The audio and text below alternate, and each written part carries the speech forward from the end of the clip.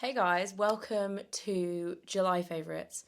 I'm starting this video with no makeup and wet hair, which is really unlike me for this type of video.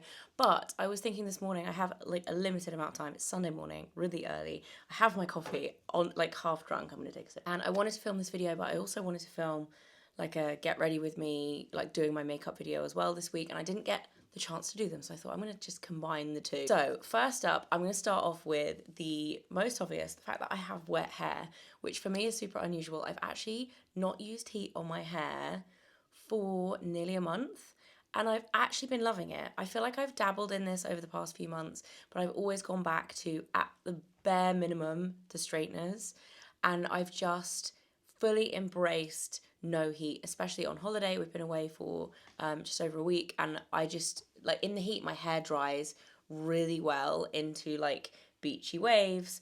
But in the UK, it's not quite as hot, and I tend to get quite a lot of frizz. But I've still been managing to do it, and I really, really like it. So what I do, and I've had loads of DMs about this, what I do when I have wet hair is I brush it really straight, and then I tuck these front bits behind my ears to try and keep this bit as straight as possible, because I don't love the front bit being like really curly, because it tends to start from like here and I just don't like it.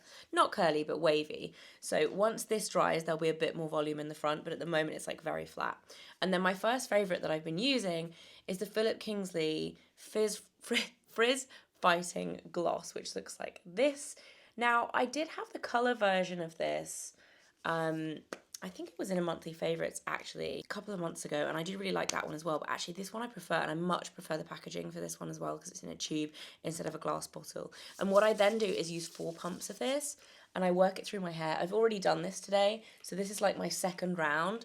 Once it's half dry, I go in with another 2 pumps. I use quite a lot of this product to kind of keep the frizz at bay, and then I'll use it on like second and third day hair as well. And also doing this means that I'm able to wash my hair more, which was one of the main things. I went to see a Philip Kingsley trichologist because I've been getting quite a lot of hair loss, and one of the main things she said is, like, in order to keep your scalp healthy and happy, you want to be washing your hair like every day, every other day. And because my hair takes ages to style, I was leaving it like once a week, once every 5 days. And so having it air dry has allowed me to wash it a lot more as well. So I really like it. I'm just embracing the natural texture. And for this video, it's not going to look that amazing because it is still wet. But if you follow me on Instagram, you'll have seen like the natural texture that my hair kind of gets to. I feel like it needs a bit more volume for this video, but you get the idea. And then the other favourite is the Orbay Bright Blonde Radiance and Repair Treatment. Now, this is a purple treatment. I'm wearing white jeans, so I'm like really, really do not want to drop this on my jeans. But you can see how intense the colour of this purple is. Can you see that? It's like, it's intense. And you leave this on for 1 to 3 minutes, which I think is the main game changer for me, because this is expensive. This bottle is £60. I have a discount code, which I'll put below. But I think it also works on Philip Kingsley too, and a lot of these products. It's been my cult beauty one. But this stuff works so quickly. I also love the Pureology one, and I have for years. Love it. But you leave that on for like 20 minutes. It takes ages when you're trying to get in the shower in the morning, especially when I've got kids. It's like, it's pandemonium even having a shower in the morning, let alone putting a mask on, leaving it for 20 minutes, and then like getting back in the shower to wash it off. So yeah, that is a favorite. If you're a blondie and you tend to go a little brassy, especially in the summer, this stuff is so good.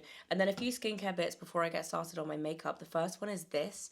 This is such an unusual product, and I'm really glad to discover it. I used it a few times when I was away on holiday. It's the Self Glow by James Reed. Now, James Reed did have previously had another brand, but he's now launched a new brand, which is totally new kind of aesthetic. And this is the Break of Dawn Rejuvenating Glow Mask. It's a fake tan in a mask. You put it on for 20 minutes, take it off. I had in the Saint-Tropez Express Tan in my favourites last month, and it's kind of like that in the sense of like, it's quite quick and you take it off, but it's like actually like a skincare mask with a bit of fake tan in it. Ingenious idea, love it. Really been enjoying using that.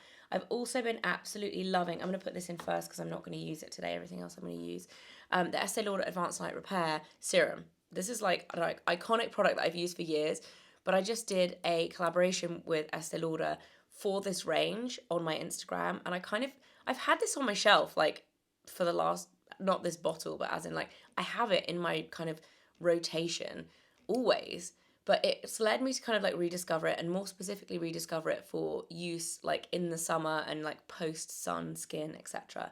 So good, so hydrating. I feel like it's a drink for the skin after like a long day outside, like on the beach or whatever. My skin is always so parched, and this stuff is so nice. And I've never really thought, because it's quite a bulky product, I never really thought to take it on holiday before.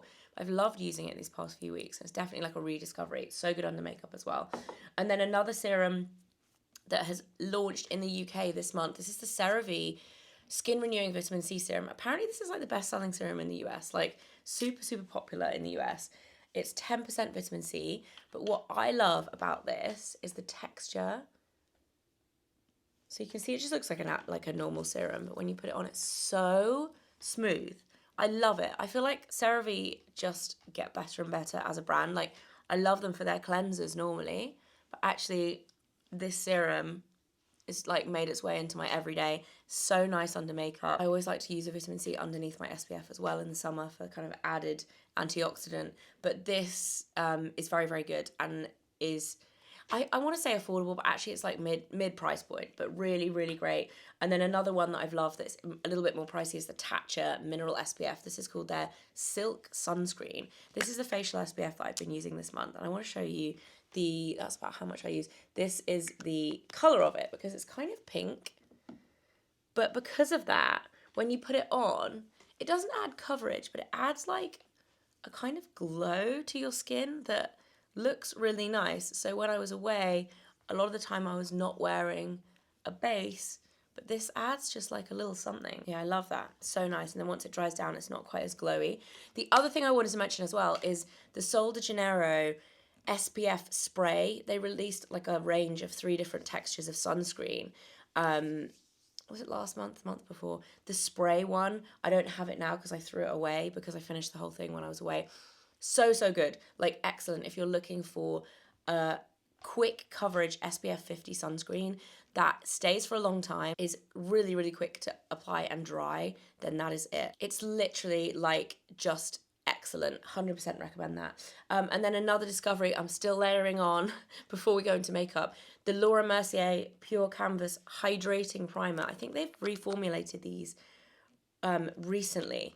I've been a Laura Mercier primer girl since the start. If you guys have been here since the beginning, take my hairband off. Why do I always start filming with hairbands on my wrist? It really annoys me.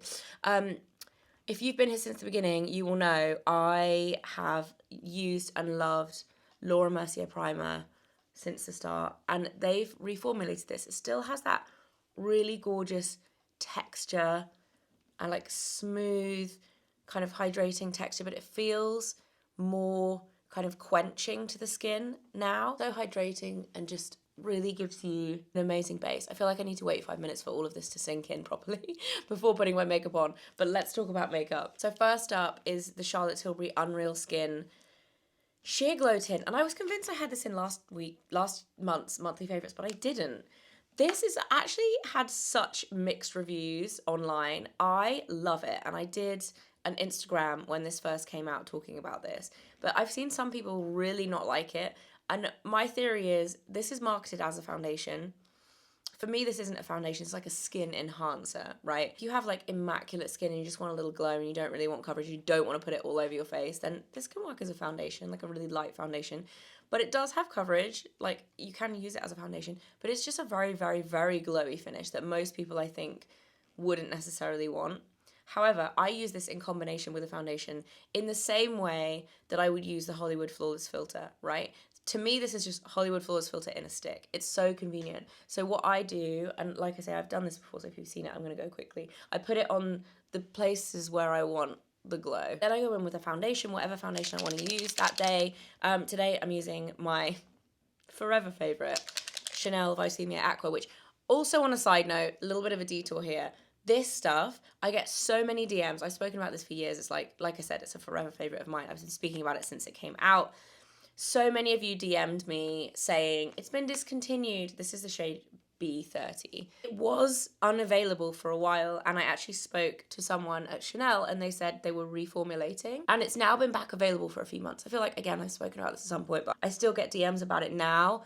asking for recommendations for like dupes for it or like what I use instead, but you can still get it, guys. So if you have been a fan of it in the past, you can still get it, and it still is so nice. Anyway, and then I just go in and I don't pay too much attention to where I've put that and blending it into that exact area. I just kind of blend it in with the foundation. So that's the finished vibe of that as a base. I just really like it, really glowy and just fresh. So that's the finished vibe of the foundation, just like really glowy and really fresh. You can obviously tailor the coverage based on what foundation you combine it with, but honestly, I've reached for this most days. Love it. The shade I wear is 4. I can't remember how many shades there are, but a fair amount. And it's quite stretchy in terms of the shade because obviously, unless you're using it as a full-on foundation, it's more of like highlighter, skin enhancer type product. Also just putting a tiny bit of concealer on, which is the Lancome Serum Concealer. Really like this as well. And then this is the savior of my wrong color foundation once I'm tanned. This stuff is such a good discovery because it's so affordable as well. It's the Revolution Bright Light Bronzing Drops. This is in Scorched Light / medium. And I don't use these as bronzing drops. You can like add them to your moisturizer or whatever. I just use a little bit of these, probably a bit more than that, probably twice as much as that, let's say that much. And I just go in with the same brush and just use it as a kind of slight contour, but also just to warm up the complexion and just at the way you would put your bronzer, right? And take it up here. I'll just show you the difference side to side. And I like the texture of this because it's almost like a balm. It's really hydrating and just leaves your skin looking like glowy and fresh, but it's not too orangey. I really like the tone of it.